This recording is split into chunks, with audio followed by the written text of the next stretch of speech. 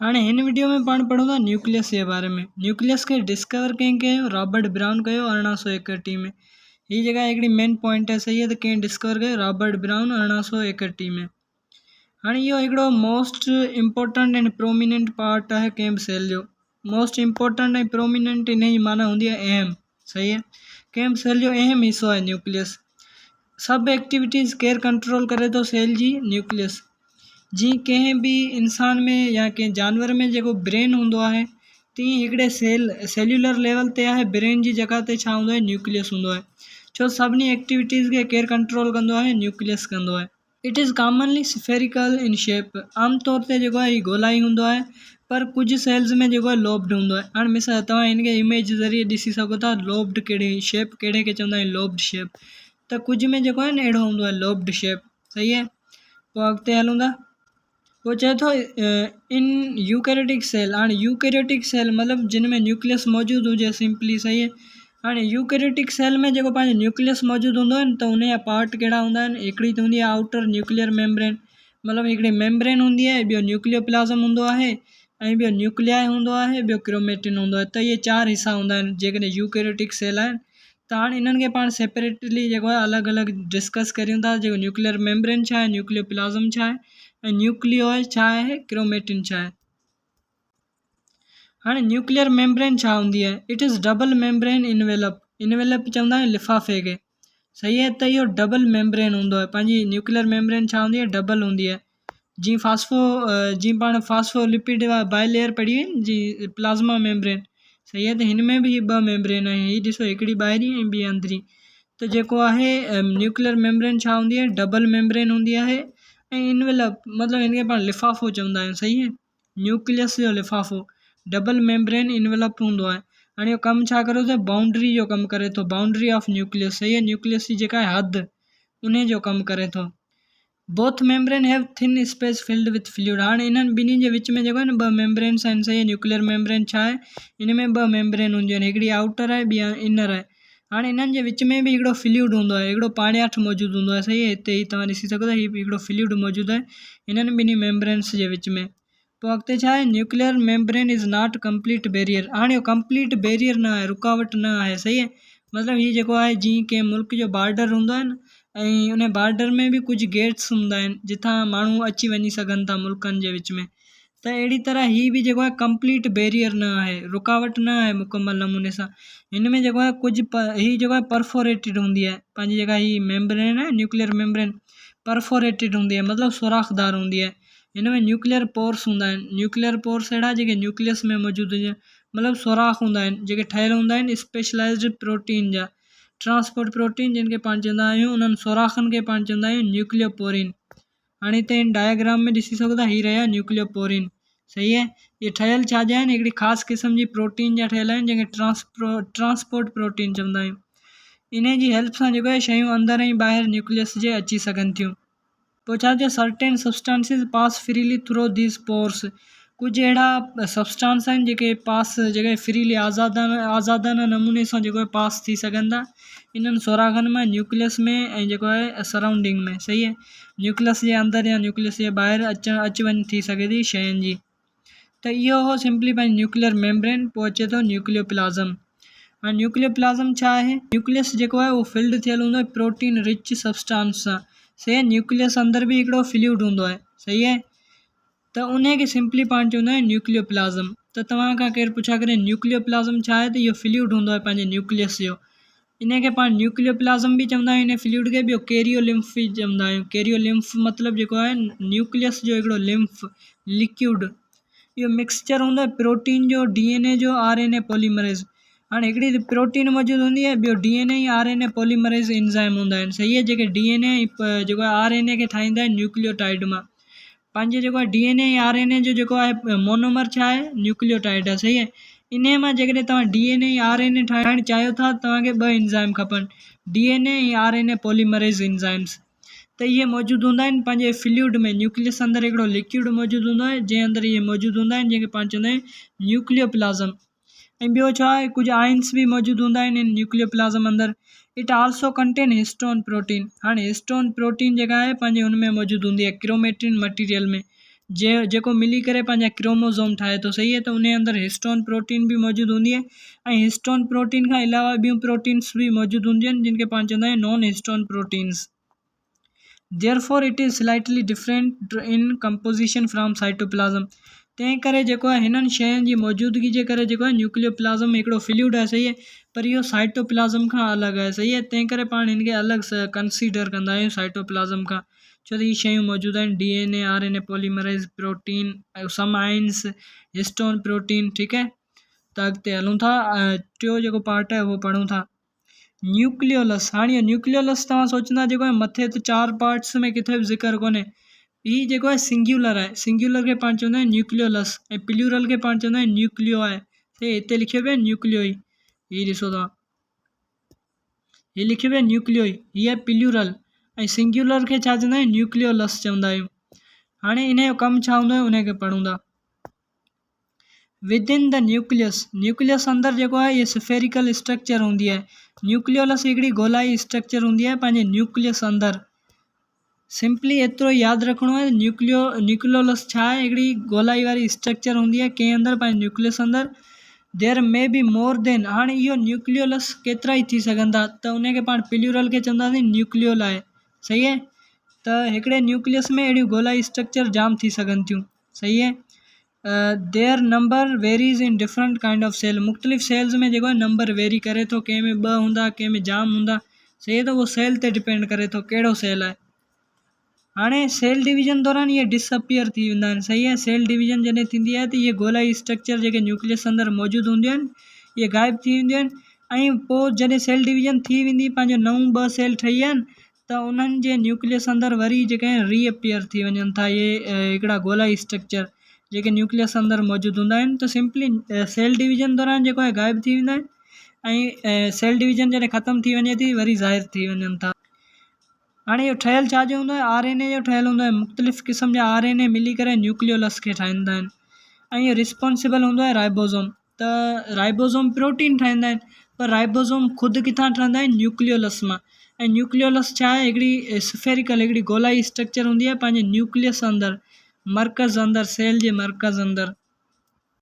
पोइ अॻिते छा आहे, nucleus contain numerous fine strands in the form of network. हाणे पंहिंजे न्यूक्लियस अंदरि, हाणे मर्कज़ अंदरि छा हूंदा आहिनि, फाइबर्स मौजूदु हूंदा आहिनि, सही आहे, धागा मौजूदु हूंदा आहिनि, ऐं उन्हनि धागनि जे कलेक्शन खे, उन मेड़ खे पाण चवंदा आहियूं, सेट खे चवंदा आहियूं क्रोमेटिन नेटवर्क, सही है, या न्यूक्लियर रेटिक्यूलम, 2 नाला ॾेई सघूं था। पंहिंजे न्यूक्लियस अंदरि छा हूंदो आहे, धागनि जो हिकिड़ो नेटवर्क हूंदो आहे, जंहिंखे पाण चवंदा आहियूं क्रोमेटिन नेटवर्क या खणी nuclear reticulum. It can be only non dividing cell. हाणे इनखे क्रोमेटिन नेटवर्क खे पाण तॾहिं ॾिसी सघूं था जॾहिं पंहिंजो को सेल डिवाइड नथो करे, सही है, मतिलबु उनजी सेल डिवीजन न पई थिए, तॾहिं पाण जेको आहे इन क्रोमेटिन नेटवर्क खे ॾिसी सघूं था, फाइबर्स खे ॾिसी सघूं था। हाणे हीउ नेटवर्क ठहियलु छा जो आहे, हिकिड़े मटीरियल जो ठहियलु आहे, जंहिंखे पाण चवंदा आहियूं क्रोमेटिन मटीरियल, सही आहे। मटीरियल हूंदो आहे जेको ठहियलु हूंदो आहे DNA ऐं हिस्टोन प्रोटीन जो। हिनखे तव्हांखे डायग्राम ज़रिए ॾेखारियां थो, हिते हीउ ॾिसो, हिनखे पाण चवंदा आहियूं क्रोमेटिन मटीरियल, हीउ जेको आहे हीउ। हाणे हीउ ठहियलु छा जो आहे, हिकिड़ी हिस्टोन प्रोटीन ऐं ॿियूं प्रोटीन्स मौजूदु हूंदियूं आहिनि, हीउ तव्हां ॾिसी सघो था, ऐं ॿियो जेको आहे उन मथे जेको आहे पंहिंजो मौजूदु आहे पंहिंजो DNA, सही है। त पंहिंजो जेको आहे क्रोमेटिन मटीरियल DNA ऐं हिस्टोन प्रोटीन जो ठहियलु हूंदो आहे। ड्यूरिंग सेल डिवीजन, जॾहिं सेल डिवाइड थींदो आहे त छा थींदो आहे, क्रोमेटिन जेको आहे ब्रेक थींदो आहे स्पेसिफिक नंबर ऑफ थ्रेड्स में, हिकिड़े ख़ासि क़िस्म जे धागनि में। जॾहिं सेल डिवाइड थियनि था त ख़ासि क़िस्म जे धागनि में, हीउ जेको मटीरियल आहे न, जेको मां हींअर तव्हांखे डायग्राम ज़रिए ॾेखारियो, हीउ तव्हां ॾिसो पिया, हीउ मटीरियल जेको आहे तमामु घणो मौजूदु आहे। त इहो जेको आहे नंढड़नि धागनि में, नंढड़नि पीसिस में जेको आहे टुटी वेंदो आहे, ऐं जेको आहे उहे धागा छा थींदा आहिनि, कंडेंस थींदा आहिनि, गॾु थींदा आहिनि, वेड़बा आहिनि, वेड़जी करे उहे ठाहींदा आहिनि हिकिड़ी कंडेंस स्ट्रक्चर, हिकिड़ी जेका आहे घाटी स्ट्रक्चर ठाहींदा आहिनि, जंहिंखे पाण क्रोमोज़ोम चवंदा आहियूं। त पाण खे ख़बर छा पई, क्रोमोज़ोम पंहिंजे ठहंदा आहिनि पंहिंजे क्रोमेटिन मटीरियल मां, सही है। हिते हीउ ॾिसो तव्हां, हीउ क्रोमेटिन मटीरियल आहे, इन मां जेको इहो जॾहिं कंडेंस थिए थो त ठहे पियो पंहिंजो जेको आहे हिकिड़ो क्रोमोज़ोम, सही है। पोइ छा आहे, a chromosome in the beginning of cell division consist of 2 genetically identical threads attached at least 8 centromere called chromatids, sister chromatids. हाणे इहो छा आहे, हाणे इहो छा लिखियलु आहे, हीउ ॾिसो सेल डिवीजन जेका आहे न उन दौरान जेको क्रोमोज़ोम ठहंदो आहे, सही आहे। त उन में 2 जेके आहिनि हीउ हिसा तव्हां ॾिसी सघो था। त क्रोमोज़ोम में जेको आहे 2 फाइबर हूंदा आहिनि। हीउ ॾिसो तव्हां, हिकिड़ो हीउ धागो आहे, ॿियो हीउ धागो आहे। इहे ॿई आइडेंटिकल आहिनि, मतिलबु ॿई हिकु जहिड़ा आहिनि। हिननि खे पाण चवंदा आहियूं क्रोमेटिड्स या खणी अचूं सिस्टर क्रोमेटिड्स, सही। हीअ जेके धागा आहिनि इन्हनि खे पाण छा चवंदा आहियूं, सिस्टर क्रोमेटिड्स। हीअ जेके धागा आहिनि हीअ हिकु ॿिए जहिड़ा आहिनि, आइडेंटिकल आहिनि। इन्हनि खे पाण चवंदा आहियूं सिस्टर क्रोमेटिड्स या खणी ख़ाली चऊं क्रोमेटिड्स। ऐं हिन प्लेस खे हीउ जेको आहे न, हीउ जेको आहे हिकिड़ो रिस्ट्रिक्शन, मतिलबु हिकिड़ो जेको आहे कलेक्शन थियल आहे, कंडेंस थियल जेका जॻह आहे, हिकिड़ी पॉइंट आहे जिथे इहे ॿई मिलनि पिया, सही आहे। ॿई जेके क्रोमेटिड्स आहिनि जेके मिलनि पिया, उन पॉइंट खे पाण चवंदा आहियूं सेंट्रोमेयर, सही आहे। इहो तव्हां पहिरीं बि पढ़ी आया हूंदा 9वीं क्लास में मुंहिंजे ख़्याल सां, सही आहे। त इहो लिखियलु आहे क्रोमेटिड्स हूंदा आहिनि 2, जिन खे सिस्टर क्रोमेटिड्स बि चवंदा आहियूं, जेके अटैच थियल हूंदा आहिनि सेंट्रोमेयर वटि, सही आहे। हिकिड़ी अहिड़ी पॉइंट हूंदी आहे। पोइ छा आहे, क्रोमोज़ोम कंसिस्ट ऑफ 2 पार्ट, हिकिड़ी त आर्म हूंदी आहे, आर्म्स, ऐं ॿियो सेंट्रोमेयर। हाणे इहो छा थो चए, हाणे पंहिंजो क्रोमोज़ोम जेको आहे न उहो 2 हिसनि ते मुश्तमिल हूंदो आहे, हिकिड़ो त आर्म्स ते, ॿियो सेंट्रोमेयर ते। सेंट्रोमेयर त सिंपली हीअ पॉइंट आहे, हीअ जेका तव्हां ॾिसो पिया हीअ, ऐं हीअ जेके हिसा आहिनि न हीअ, इन्हनि खे पाण चवंदा आहियूं आर्म्स, ॿाहूं, सही आहे। हिते बि लिखियो पियो आहे हीअ आर्म्स। त क्रोमोज़ोम्स जूं इहे कुझु जेके आहिनि पार्ट हूंदा आहिनि। हिकिड़ो त हिननि ॿिन्ही आइडेंटिकल्स खे पाण चवंदा आहियूं क्रोमेटिड्स, ऐं जेको हीअ पॉइंट आहे हिन खे चवंदा आहियूं सेंट्रोमेयर। ऐं जेकॾहिं हीअ नंढड़ा पीसीस आहिनि, हिन नंढड़नि हिसनि खे पाण चवंदा आहियूं आर्म्स, आर्म्स ऑफ क्रोमोज़ोम। त हिते इहो ई लिखियलु आहे, सही आहे। अॻिते हलूं था हाणे, chromosome contain the heredity unit called jean. हाणे क्रोमोज़ोम आहे न पंहिंजो, उन ते हेरिडिटी यूनिट्स मौजूदु हूंदा आहिनि, हिकिड़ा एका मौजूदु हूंदा आहिनि, सही आहे। जीअं बेसिक लाइफ जो यूनिट छा आहे, सेल आहिनि, त क्रोमोज़ोम ते बि कुझु यूनिट्स हूंदा आहिनि जेके मिली करे क्रोमोज़ोम खे ठाहिनि था। उन्हनि यूनिट्स खे पाण चवंदा आहियूं जीन्स। ऐं क्रोमोज़ोम ते जेका आहे जॻह मौजूदु हूंदी आहे जिथे पंहिंजो जीन मौजूदु आहे। मिसाल तौरु हीअ जेको आहे चवंदा आहियूं हेतिरे हिसे में पंहिंजो जीन मौजूदु आहे हिकिड़ो। मिसाल तौरु पाण चवंदा हीअ जेको आहे जीन आहे क्रोमोज़ोम में हेतिरो हिसो, त इन हंधि खे पाण चवंदा आहियूं, जेको हिन जीन जो जेको हिसो आहे न, इन खे पाण नालो ॾींदा आहियूं लोकाए। प्लूरल खे लोकाए चवंदा आहियूं, सिंगुलर खे लोकस चवंदा आहियूं। त क्रोमोज़ोम में छा हूंदो आहे, हेरिडिटी यूनिट्स हूंदा आहिनि जिन खे पाण चवंदा आहियूं जीन्स। ऐं जीन्स जे जॻह ते मौजूदु हूंदा आहिनि क्रोमोज़ोम ते, उन जॻह खे पाण चवंदा आहियूं लोकस। जेकॾहिं सिंगुलर चओ था लोकस, जेकॾहिं घणियूं जॻहियूं आहिनि त उनखे पाण चवंदा आहियूं लोकाए, सही आहे। पोइ अॻिते छा आहे, क्रोमोज़ोम छा कंदा आहिनि, हेरिडिटी इंफॉर्मेशन, अहिड़ी इंफॉर्मेशन जेका ख़ासियतनि खे ज़ाहिर करे, अखि जो रंग, कद, सही आहे, ऐं जेको आहे वार जो कलर, त इहे सभु जेके आहिनि हेरिडिटी इंफॉर्मेशन आहे। या जनरेशन टू जनरेशन, हिकिड़ी नस्ल खां ॿी नस्ल केर थो मुंतकिल करे, क्रोमोज़ोम करे थो। हाणे क्रोमोज़ोम जो जेको आहे तइदाद हर जिन्स में मुख़्तलिफ़ हूंदो आहे, मुख़्तलिफ़ स्पीशीज़ में मुख़्तलिफ़ हूंदो आहे, ॿिली में मुख़्तलिफ़ हूंदो, इंसान में अलॻि हूंदो, जेको आहे तइदाद क्रोमोज़ोम जो। अहिड़ी तरह हर जानदार में अलॻि हूंदो। हाणे हिते कुझु एग्ज़ाम्पल लिखियल आहिनि। मिसाल तौरु फ्रूट फ्लाई, इहा हिकिड़े क़िस्म जी मक्खी हूंदी आहे, सही आहे, जेके फ्रूट्स वग़ैरह ते वेहंदी आहे। त हिन में 8 क्रोमोज़ोम मौजूदु हूंदा आहिनि, ऐं 14 क्रोमोज़ोम हूंदा आहिनि स्वीट पी में। हाणे इहो जेको आहे हिकिड़ो गुल वारो फ्लावरिंग प्लांट आहे हिकिड़ो। ऐं ॿियो हूंदो आहे 20 जेके आहिनि क्रोमोज़ोम मौजूदु हूंदा आहिनि कॉर्न में। कॉर्न पाण अनाज जेको खायूं था, कणिक आहे, जेको आहे पंहिंजी मकई आहे, सही आहे। त इन्हनि कॉर्न्स में मौजूदु हूंदा आहिनि 20 क्रोमोज़ोम। ऐं ह्यूमन पाण इंसान जेके आहियूं, इन्हनि में 46 क्रोमोज़ोम मौजूदु हूंदा आहिनि। पोइ अॻिते छा आहे, on the basis of shapes. हाणे क्रोमोज़ोम्स जा बि शेप हूंदा आहिनि, सही आहे। ऐं उहो शेप्स छाजे करे हूंदा आहिनि, सेंट्रोमेयर जे हूंदा आहिनि, सेंट्रोमेयर जे करे हूंदा आहिनि। सेंट्रोमेयर मूं तव्हांखे ॿुधायो हिकिड़ी पॉइंट आहे जिते पंहिंजूं जेके आहिनि क्रोमेटिड्स मिलनि था, उन पॉइंट जी जॻह जे हिसाब सां पाण क्रोमोज़ोम खे जेको आहे टाइप ॾींदा आहियूं, सही आहे, शेप ॾींदा आहियूं, मुख़्तलिफ़ शेप हूंदा आहिनि, सही आहे। उन्हनि खे हाणे डिस्कस करियूं था। Chromosome are of different types, chromosome जा मुख़्तलिफ़ टाइप हूंदा आहिनि, ऐं उहे हेठि ॾिनल आहिनि। हाणे पहिरीं त इनखे पाण डायग्राम ज़रिए सम्झी वञूं था। हाणे हीअ आहे पंहिंजो डायग्राम। हिकिड़ो क्रोमोज़ोम हूंदो आहे मेटासेंट्रिक। हाणे मेटासेंट्रिक अहिड़ो क्रोमोज़ोम जंहिंजो सेंट्रोमेयर जेको आहे न, हीअ सेंट्रोमेयर आहे, उहो बिल्कुलु सेंटर ते मौजूदु हुजे। ऐं हीअ जेके आर्म्स आहिनि न, हीअ ॿाहूं, इहे पाण में बराबरि हुजनि। चारई बाहूं जेके आहिनि तव्हां ॾिसी सघो था बराबरि आहिनि। त अहिड़ो क्रोमोज़ोम जंहिंजो सेंट्रोमियर जेको आहे सेंटर ते मौजूदु हुजे, बिल्कुलु सेंटर ते, ऐं जेके आर्म्स आहिनि न 4 बाहूं उन क्रोमोज़ोम जूं चारई बराबरि हुजनि हिक ॿिए जे। सही आहे, त इन खे पाण चवंदा आहियूं मेटासेंट्रिक क्रोमोज़ोम। ऐं जेकॾहिं पंहिंजो जेको आहे स्लाइटली थोरो पंहिंजो जेको आहे सेंटर खां मथे जेको आहे सेंट्रोमियर मौजूदु हुजे, सेंटर खां थोरो मथे मौजूदु हुजे, ऐं हिकिड़ी बांह थोरी जेका आहे इलाही वॾी हुजे, सही आहे, थोरी वॾी हुजे ऐं थोरी ॿी नंढी हुजे। हीअ ॾिसी सघो था, हिकिड़ी बांह जेका आहे थोरी नंढी आहे त ॿी थोरी वधीक वॾी आहे, सही आहे। त जेकॾहिं स्लाइट थोरो मथे आहे सेंटर खां पंहिंजो सेंट्रोमियर, त उन खे पाण चवंदा आहियूं सब मेटासेंट्रिक। सब मतिलबु जेको स्लाइटली जेको आहे सेंटर खां मथे मौजूदु आहे पंहिंजो सेंट्रोमियर। हाणे हीअ तव्हां ॾिसी सघो था थोरो फ़र्क़ु आहे जेको आहे हिन सेंटर जी जॻह में ऐं जेको आहे हिन क्रोमोज़ोम जे सेंट्रोमियर में। त जेकॾहिं स्लाइटली पंहिंजो जेको आहे सेंट्रोमियर मथे मौजूदु हुजे सेंटर वारी जॻह खां, त उनखे पाण उन क्रोमोज़ोम खे पाण चवंदा आहियूं सब मेटासेंट्रिक क्रोमोज़ोम। ऐं पोइ अची वञे थो एक्रोसेंट्रिक। इन एक्रोसेंट्रिक खे पाण ॿियो नालो बि ॾींदा आहियूं सब टीलोसेंट्रिक। हाणे इन में छा हूंदो आहे, पंहिंजी जेका हिकिड़ी आर्म तमामु नंढड़ी हूंदी आहे, हिकिड़ी हीअ आर्म ॾिसो तमामु नंढड़ी आहे, त हीअ ॿी जेका आहे उहा इलाही वॾी आहे। हिन पासे बि ईअं आहे, हिकिड़ी बांह जेका आहे तमामु वॾी आहे त ॿी इलाही नंढी आहे। त अहिड़ो पंहिंजो क्रोमोज़ोम जंहिंजी हिकिड़ी बांह जेका आहे वॾी हुजे, तमामु वॾी हुजे, ऐं ॿी तमामु घणी नंढी हुजे, त उन खे पाण चवंदा आहियूं एक्रोसेंट्रिक या खणी अचूं सब टीलोसेंट्रिक। हाणे हीअ जेके एंड आहिनि इन्हनि खे पाण चवंदा आहियूं टीलोमेयर, सही आहे। तंहिं करे हिन खे पाण जेको सब टीलोमेयर बि चई सघूं था, छो त जेको आहे टीलोमेयर खां थोरो ई हेठि मौजूदु आहे पंहिंजो सेंट्रोमेयर। त अहिड़ो क्रोमोज़ोम जंहिंजी हिकिड़ी बांह तमामु वॾी हुजे ऐं ॿी तमामु नंढड़ी हुजे, त उन खे पाण चवंदा आहियूं एक्रोसेंट्रिक। ऐं चोथे नंबर वारो क्रोमोज़ोम आहे पंहिंजो टीलोसेंट्रिक।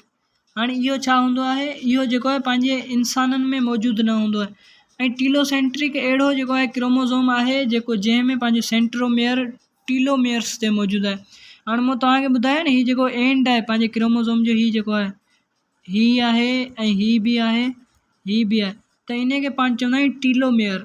जेकॾहिं हाणे हिन क्रोमोज़ोम में तव्हां ॾिसी सघो था हिते टीलोमेयर्स ते जेको आहे सेंट्रोमेयर मौजूदु आहे। त अहिड़ो क्रोमोज़ोम जंहिंमें पंहिंजो सेंट्रोमेयर टीलोमेयर ते मौजूदु हुजे, त उन खे पाण चवंदा आहियूं टीलोसेंट्रिक। उन क्रोमोज़ोम खे छा चवंदा आहियूं, टीलोसेंट्रिक। त इहे हूंदा आहिनि 4 टाइप क्रोमोज़ोम जा, सही आहे। होपफुली तव्हांखे इन डायग्राम मां ई सम्झ में अची वियो हूंदो, पढ़ण जी ज़रूरत कोन्हे वधीक। हाणे हिते जेको आहे प्रोकैरियोटिक ऐं यूकैरियोटिक जो कंपेरिजन ॾिनल आहे। पहिरीं लफ़्ज़ी माना छा आहे, प्रो मतिलबु फर्स्ट, सही आहे, फर्स्ट या अर्ली, कैरियन मतिलबु न्यूक्लियस। हाणे अहिड़ा जानदार जेके अञा न्यूक्लियस वारा सेल जिन में मौजूदु न हुजनि, त उन्हनि खे चवंदा आहियूं पाण प्रोकैरियोटिक्स। त पहिरीं पॉइंट इहा हुजणु घुरिजे जेको आहे प्रोकैरियोटिक अहिड़ा जानदार हूंदा आहिनि जिन अंदरि जेको आहे न्यूक्लियस मौजूदु न हूंदो आहे, सही आहे। हिते बहरहाल लिखियलु आहे प्रिमिटिव टाइप ऑफ न्यूक्लियस, बहरहाल जेको आहे न्यूक्लियस प्रोकैरियोटिक सेल्स में मौजूदु न हूंदो आहे, ऐं यूकैरियोटिक में न्यूक्लियस मौजूदु हूंदो आहे। ऐं जेकॾहिं न्यूक्लियस मौजूदु आहे त जेको आहे पंहिंजो न्यूक्लियोप्लाज़म ऐं न्यूक्लियोलस स्ट्रक्चर्स बि मौजूदु हूंदियूं। न्यूक्लियोप्लाज़म छा आहे, जेको न्यूक्लियर मेम्ब्रेन्स जे अंदरि जेको लिक्विड मौजूदु आहे, जेको न्यूक्लियस अंदरि जेको फ्लूइड मौजूदु आहे, उनखे न्यूक्लियोप्लाज़म चवंदा आहियूं। ऐं न्यूक्लियोलस छा आहे, हिकिड़ो गोलाई स्ट्रक्चर आहे जिते राइबोज़ोम ठहंदा आहिनि, सही आहे। त इहो मौजूदु हूंदो आहे, यूकैरियोटिक में इहे ॿई स्ट्रक्चर्स मौजूदु हूंदियूं आहिनि, ऐं प्रोकैरियोटिक्स में इहे मौजूदु न हूंदियूं आहिनि। ऐं प्रोकैरियोटिक्स में हिकिड़ो सर्कुलर जेको आहे DNA मौजूदु हूंदो आहे, जंहिंखे पाण चवंदा आहियूं प्लाज़मिड, सही आहे। हिकिड़ो जेनेटिक मटीरियल हूंदो आहे सर्कुलर पंहिंजे प्रोकैरियोटिक्स में, बैक्टीरिया वग़ैरह में मौजूदु हूंदो आहे, जंहिंखे पाण चवंदा आहियूं प्लाज़मिड, सही आहे। ऐं ॿियो हिकिड़ो DNA जो जेको आहे हिकिड़ो DNA बि मौजूदु हूंदो आहे हिन अंदरि पंहिंजे जेको आहे प्रोकैरियोटिक्स में। त पाण खे ख़बर छा पई, हिन में हिकिड़ो DNA मौजूदु हूंदो आहे डिघो, ऐं ॿियो छा मौजूदु हूंदो आहे, हिकिड़ो सर्कुलर जेको आहे मटीरियल, जेनेटिक मटीरियल मौजूदु हूंदो आहे, जंहिंखे प्लाज़मिड चवंदा आहियूं। त इहे ॿई शयूं मौजूदु हूंदियूं आहिनि प्रोकैरियोटिक में। हाणे यूकैरियोटिक जे बारे में छा लिखियलु आहे, हिन में केतिरा ई DNA थी सघंदा यूकैरियोटिक में, हुन में सिर्फ़ु हिकिड़ो हो, सही आहे। हिन में केतिरा ई थी सघंदा जेके सेल डिवीज़न दौरान क्रोमोज़ोम जी सूरत में ज़ाहिर थी सघंदा।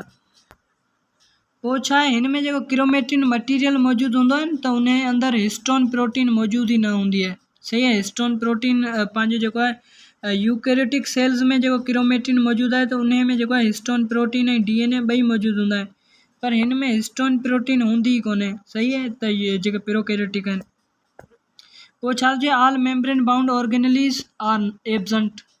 इहा सिंपल ॻाल्हि आहे, जेके मेम्ब्रेन बाउंड ऑर्गेनलीज़ आहिनि उहे हिन में मौजूदु ई न हूंदा आहिनि प्रोकैरियोटिक्स में। मिसाल तौरु पंहिंजो जेको आहे ER आहे एंडोप्लाज़्मिक रेटिक्यूलम, गोल्जी बॉडी या गोल्जीज़ोम आहे, माइटोकॉन्ड्रिया आहे, प्लास्टिड्स आहिनि। पोइ छा चए मेम्ब्रेन बाउंडेड ऑर्गेनलीज़ आर प्रेजेंट। हाणे हिन में मौजूदु आहिनि पंहिंजा जेके आहिनि यूकैरियोटिक में पाण सभु पढ़िया आहिनि, endoplasmic reticulum, Golgi body, mitochondria, plastids. हाणे हिन अंदरि मीज़ोज़ोम्स मौजूदु हूंदा आहिनि। हीअ जेको आहे हिकिड़ो क़िस्म जो जेको आहे इन जो हिकिड़ो पार्ट हूंदो आहे पंहिंजे प्रोकैरियोटिक्स में।